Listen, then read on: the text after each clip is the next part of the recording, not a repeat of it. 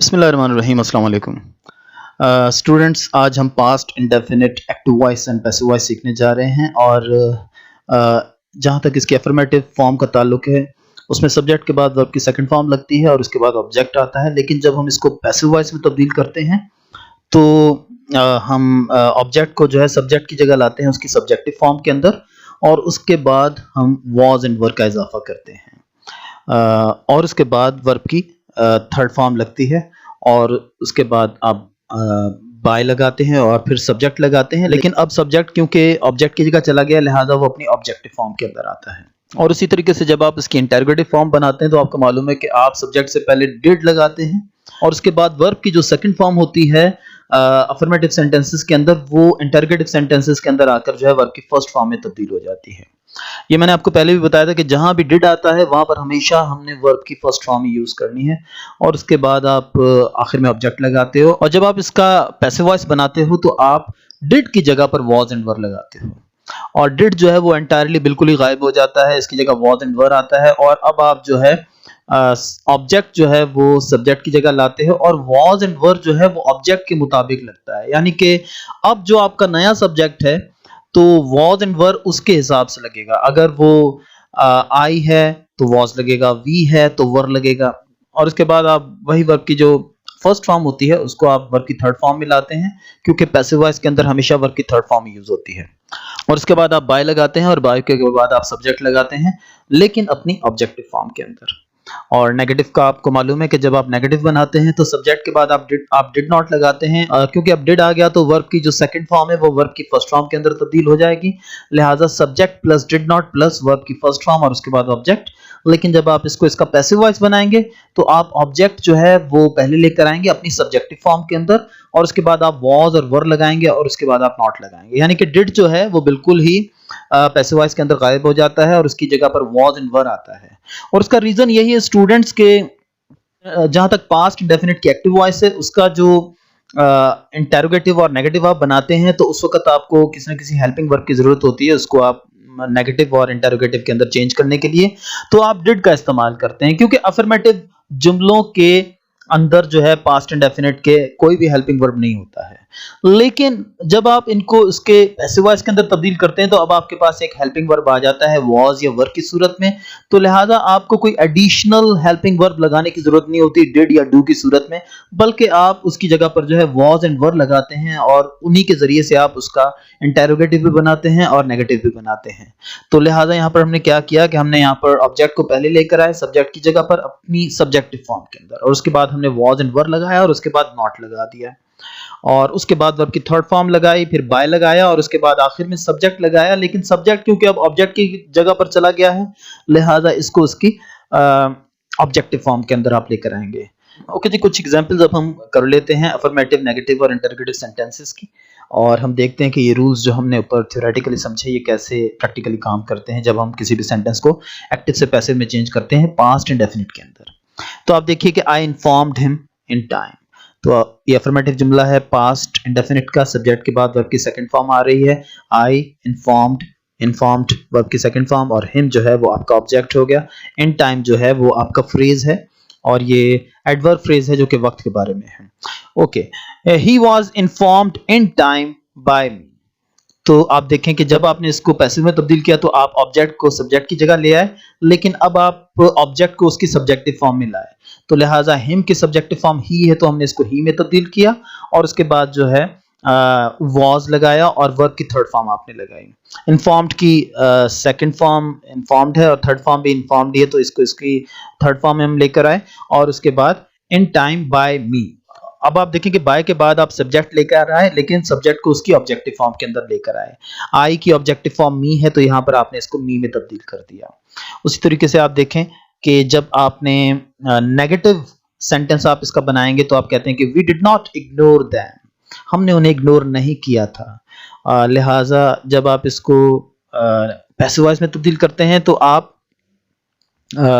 Object को जो है सब्जेक्ट की जगह लाते हैं और आप लिखते हैं कि they were not ignored by us, तो आप देखिए कि यहाँ पर जो है दैम जो है वो दे के अंदर तब्दील हो गया। दे के साथ वर लगता है तो आपने वर लगाया और उसके साथ जो है आपने नॉट लगाया क्योंकि ये आपका नेगेटिव जुमला था। और आपने इसको इसकी नेगेटिविटी को बरकरार रखने के लिए they were not ignored by us. और देखें कि सब्जेक्ट जो है वो ऑब्जेक्ट की जगह पर आ गया लेकिन अपनी ऑब्जेक्टिव फॉर्म के अंदर। यहाँ पर वी सब्जेक्टिव फॉर्म थी और यहाँ पर अस जो है वो ऑब्जेक्टिव फॉर्म है। अब इसका इंटरोगेटिव जुमला देख लीजिए स्टूडेंट्स के आप पहले डिड लगाते हैं और उसके बाद आप सब्जेक्ट लगाते हैं और उसके बाद वर्ब की फर्स्ट फॉर्म आती है और उसके बाद आप ऑब्जेक्ट लगाते हैं। जैसे कि डिड यू वार्न अस, कि क्या तुमने हमें वार्न किया था।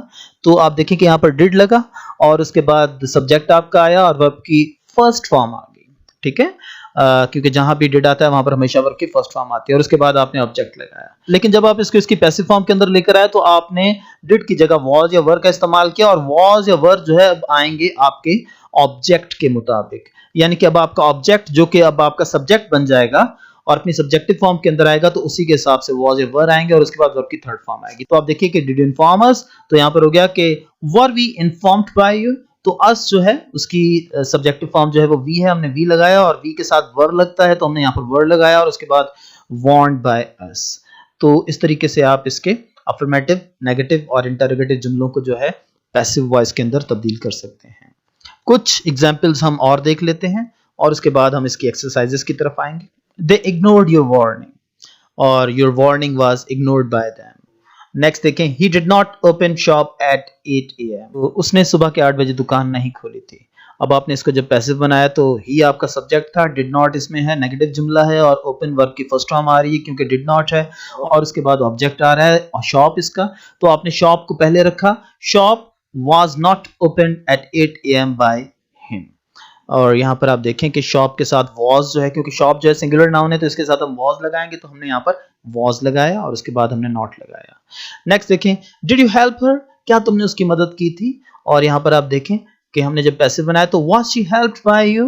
तो आप देखें कि हर जो है उसकी सब्जेक्टिव फॉर्म जो है वो शी है, तो यहाँ पर शी लगा और शी के साथ वॉज लगता है तो आपने पहले वॉज लगाया डिड की जगह पर और उसके बाद आपने इसको चेंज कर दिया इसके पैसिव वॉइस के अंदर। तो was she help by you और उसके बाद आप देखें कि did we not complete the work, कि क्या हमने काम मुकम्मल नहीं किया था।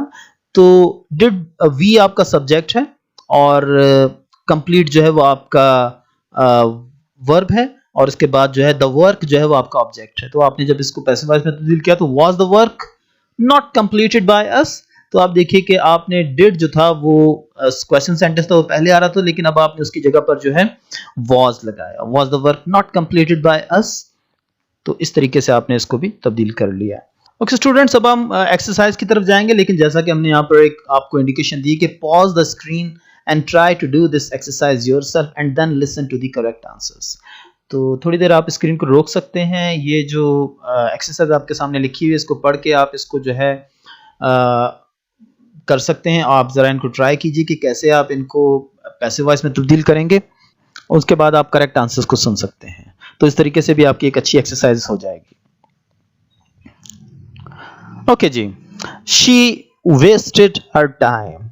शी आपका सब्जेक्ट है, वेस्टेड वर्ब है, वर्ब की सेकंड फॉर्म और उसके बाद हर टाइम आपका ऑब्जेक्ट है। तो ये इसको आप कैसे करेंगे पैसिव वॉइस के अंदर, हर टाइम, और हर टाइम जो है वो सिंगुलर नाउन है तो हम कहेंगे कि हर टाइम वाज, क्योंकि सिंगुलर नाउन के साथ वाज लगता है। तो her time was wasted by हर।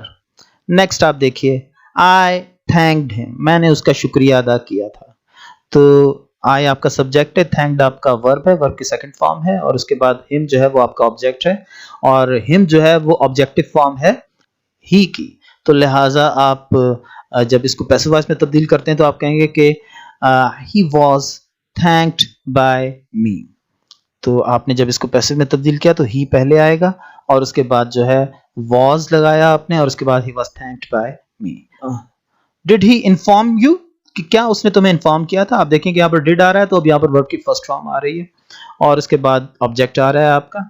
तो जब आप इसका पैसिव बनाएंगे तो आप क्या कहेंगे कि were you informed by him।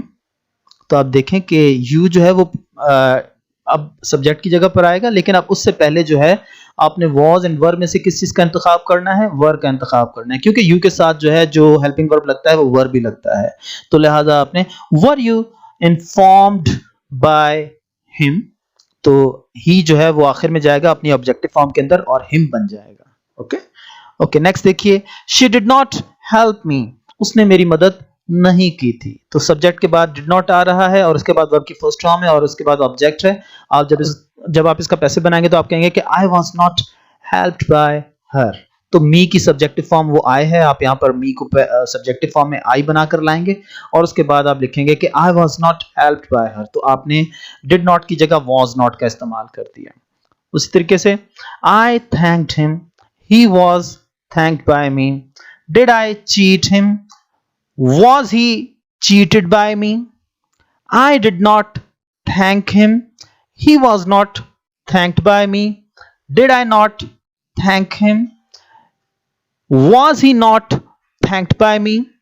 We entertained them, they were entertained by us. Did we help them, were they helped by us? We did not help them, they were not helped by us.